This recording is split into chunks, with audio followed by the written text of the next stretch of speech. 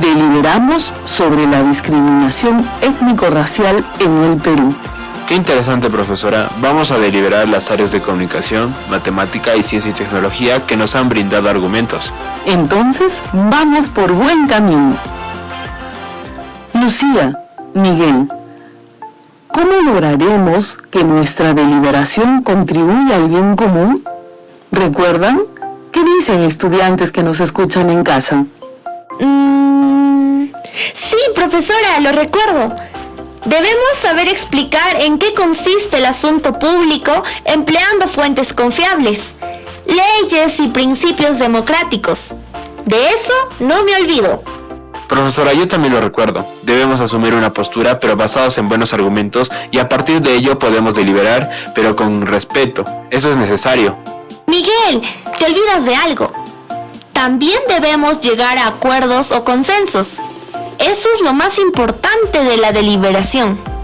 Es cierto, pero también debemos considerar que se deben respetar las opiniones o posturas diferentes, o disensos como se llaman. ¿Cierto, profesora? Así es, Miguel. Ahora prestemos atención al siguiente audio. Por favor, tomen asiento y escuchen atentamente. De ser posible, tomen apuntes. Adelante. Muy bien. Lo que acabamos de escuchar es un poema de Victoria Santa Cruz, poetisa y representante de la cultura afroperuana en el Perú. Los invito a responder a las siguientes preguntas. ¿De qué trata este audio? ¿Qué vivencia narra la persona que declama este poema? ¿Cuál es la finalidad de esta declamación? Estudiantes de tercer y cuarto grado, los invito a reflexionar, redactar sus respuestas y conversar sobre ello con la persona que los acompaña. Profesora, yo me imagino que Victoria Santa Cruz es una persona aguerrida, culta y que puede ser embajadora intercultural. Interesante opinión. Si te gustaría emular algunas de sus cualidades, te invito a investigar sobre ella. Profesora, el audio narra que cuando era niña a ella le gritaron negra, pero de manera despectiva. Ella no sabía por qué le decían así.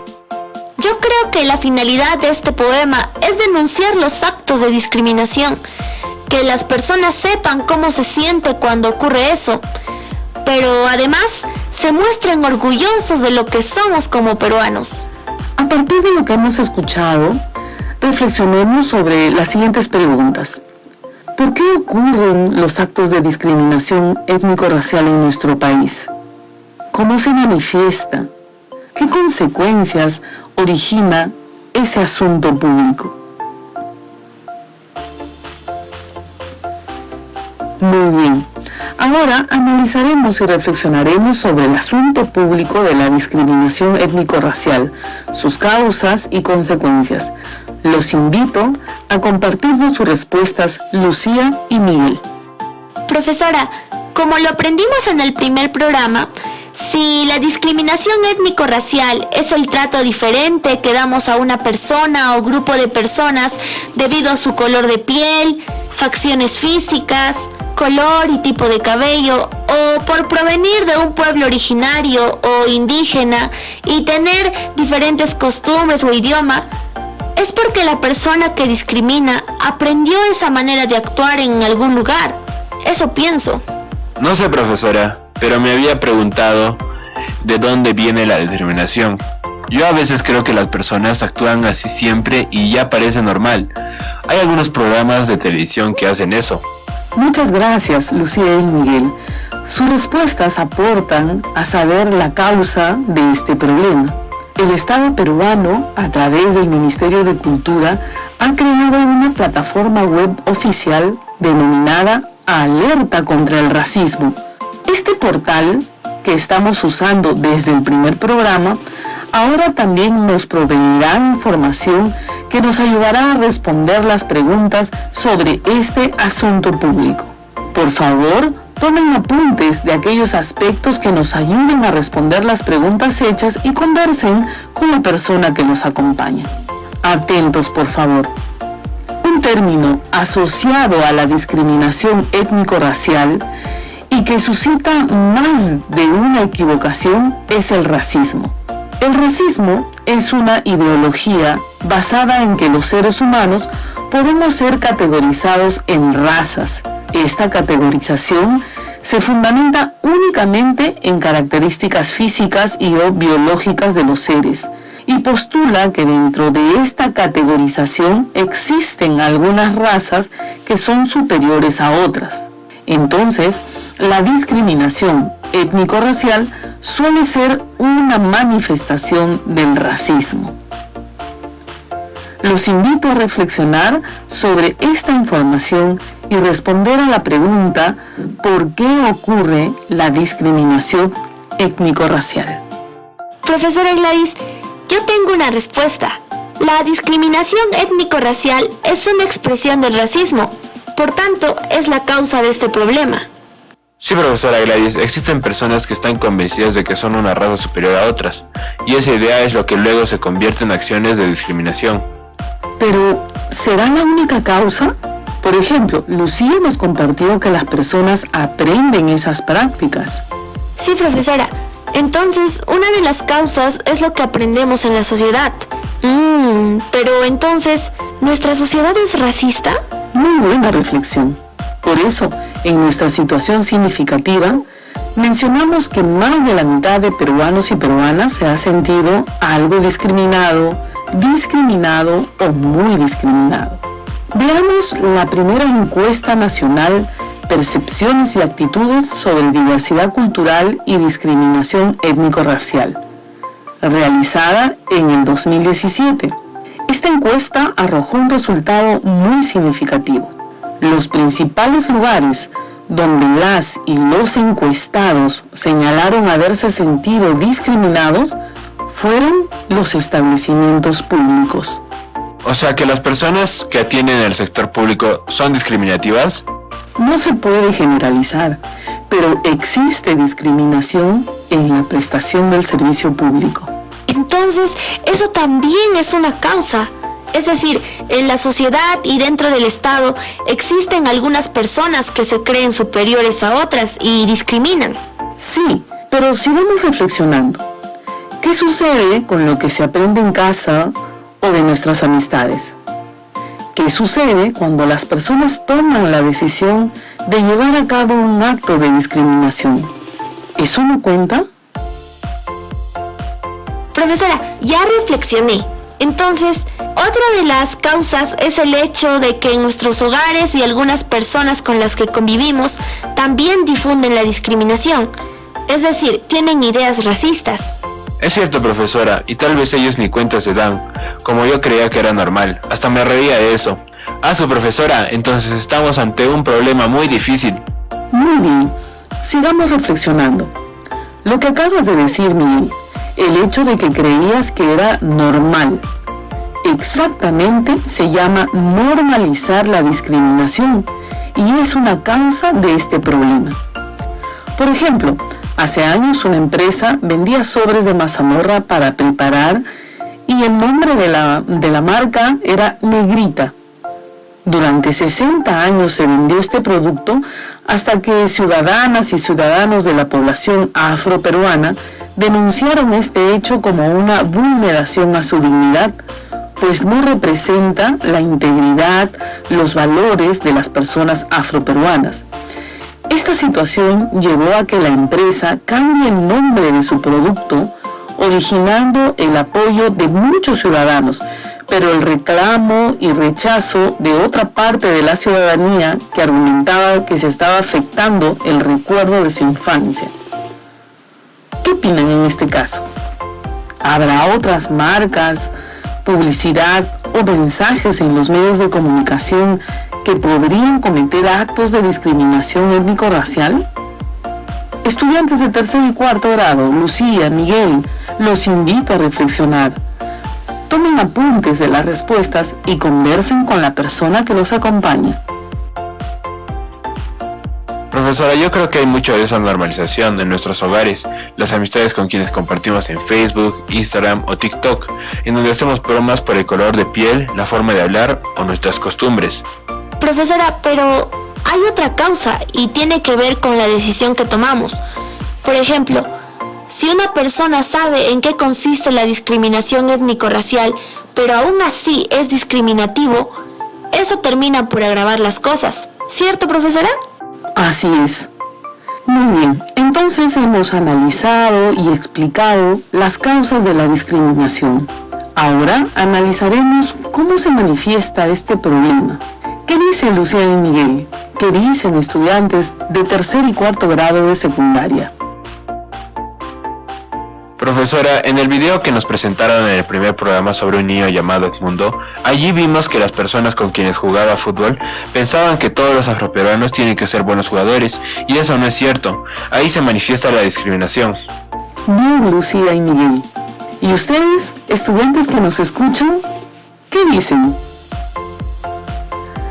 Ambas situaciones tienen que ver con los estereotipos y prejuicios. Atentos, por favor. Vamos a presentar información a partir de la cual brindaremos ejemplos. Atentos. El estereotipo es aquella imagen o idea que se le atribuye a una persona o a un grupo.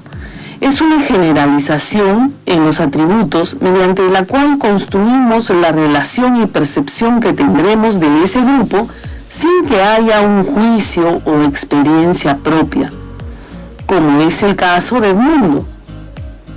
¿Tienen algún otro ejemplo? Profesora, yo tengo un ejemplo de estereotipo. Sería cuando a veces piensan que todos los que vinimos a la Amazonía debemos estar alegres, pero eso depende de cada uno. Gracias, Miguel. El prejuicio es el conjunto de creencias de carácter negativo atribuido a la persona o grupo de personas antes de conocerlo. Son ideas arbitrarias que se emiten anticipadamente, prejuicio, sin tener la información suficiente, como es el caso de la injusta detención de aquellos jóvenes en una calle de Lima. ¿Tienen algún otro ejemplo? Profesora, yo tengo un ejemplo de prejuicio sobre las personas que vivimos en el Ande, y consiste en creer que solo comemos papas y quinoa, y si bien son alimentos muy ricos y nutritivos, también empleamos otros alimentos, como cualquier otra persona. Pero además, existen otras formas de manifestación de la discriminación étnico-racial. Para ello, prestemos atención a la siguiente lectura, obtenida de Alerta contra el Racismo, el ABC del racismo y la discriminación racial, del Ministerio de Cultura. Por favor, tomen apuntes. Lucía y Miguel, ¿si me ayudan con la lectura alternada? Sí, profesora, la discriminación étnico-racial se manifiesta al restringir, impedir, limitar o condicionar el acceso a bienes o servicios en el ámbito público o privado. ¿Alguna vez hemos sido testigos de estos actos en los espacios de convivencia en los que participamos? ¿Tomamos conciencia de ello? ¿Qué hicimos al respecto? ¿Qué haremos de ahora en adelante? Continúa, Lucía. Gracias, profesora. La discriminación étnico-racial se manifiesta al insultar, proferir comentario, broma, burla o sarcasmo racista o discriminatorio en espacios públicos y privados, así como a través de los medios de comunicación, radiales, televisivos, escritos, o a través de las nuevas tecnologías de la información y comunicación, como las redes sociales u otro medio similar. ¿Alguna vez hemos sido testigos de estos actos en los espacios de convivencia en los que participamos? ¿Qué hicimos al respecto? ¿Qué otros comportamientos discriminatorios podrían incluir en esta lista? ¿Qué haremos? ¿Cuál será nuestra actitud de ahora en adelante? ¿Cuáles serán las consecuencias de este tipo de acciones? Profesora, una consecuencia es que se vulneran los derechos de las personas. Sí, profesora, otra consecuencia es que las personas se sienten mal y aprenden a vivir así. Eso no es felicidad. Tenemos que hacer algo al respecto. Es correcto lo que dicen. La discriminación étnico-racial produce graves consecuencias para el ejercicio pleno de los derechos de los grupos históricamente discriminados. Estas consecuencias se manifiestan a través de grandes brechas de acceso a bienes y servicios entre la población. Incluso pueden comprometer seriamente la integridad física y psicológica de las personas víctimas. Esto genera una fractura social y una falta de valoración a las diversas manifestaciones culturales. Sí, profesora. Mis abuelos me contaron una vez que por hablar quechua no pudieron culminar sus estudios de primaria, porque no entendían las clases. Pero ahora sabemos que hay leyes, como la ley de la discriminación, y que debemos promover su conocimiento y aplicarlas.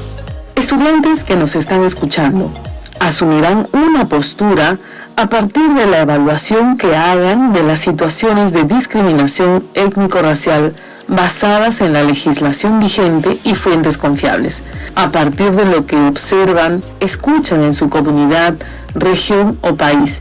¿Qué posición o postura asumen? Profesora, mi posición es que la discriminación étnico-racial es un gran problema y nos involucra a todos, pues nos impide convivir en paz. Yo también pienso como Lucía, ese asunto público nos debe avergonzar, pues en nuestro bicentenario no ha dejado de existir, pero tenemos que erradicarlo. Conforme. Ahora deliberaremos y arribaremos a consensos basados en la legislación vigente y fuentes confiables.